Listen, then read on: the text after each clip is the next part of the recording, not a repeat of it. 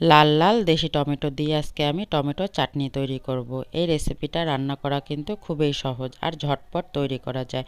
আমি টমেটো চাটনি তৈরি করার জন্য টমেটোগুলোকে ভালো করে ধুয়ে 4 টুকরো করে নিয়েছি। এখন ফ্রাই প্যানে তেল দিয়ে আমি এখানে রসুন কুচি, পেঁয়াজ কুচি, কয়েকটা কাঁচামরিচ ফালি করে দিয়েছি। তারপর এখানে সামান্য লবণ, হলুদের গুঁড়া, মরিচের গুঁড়া দিয়ে ভালোভাবে নেড়েচেড়ে আমি এখানে কেটে রাখা টমেটোগুলো দিয়ে দিয়েছি। তারপর নেড়েচেড়ে আমি ঢাকনা দিয়ে ঢেকে দিয়েছি। তাতেই কিন্তু টমেটোগুলো খুব সুন্দর করে সিদ্ধ হয়ে যাবে। যেহেতু দেশি টমেটো খুব সহজে সিদ্ধ হয়ে যায়, এখানে এক্সট্রাভাবে আর কোনো পানি দিতে হয় না।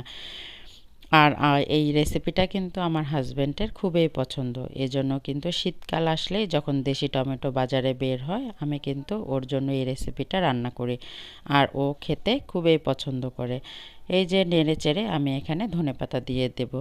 আর এই ধনেপাতাটা দিলে কি যে একটা ফ্লেভার আসে, আর এই চাটনিটা খেতে খুব বেশি ভালো লাগে। এই চাটনিটা খেতে কিন্তু একটু টক টক লাগে।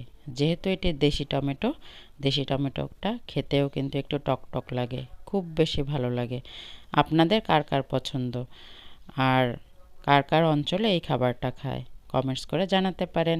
আল্লাহ হাফেজ।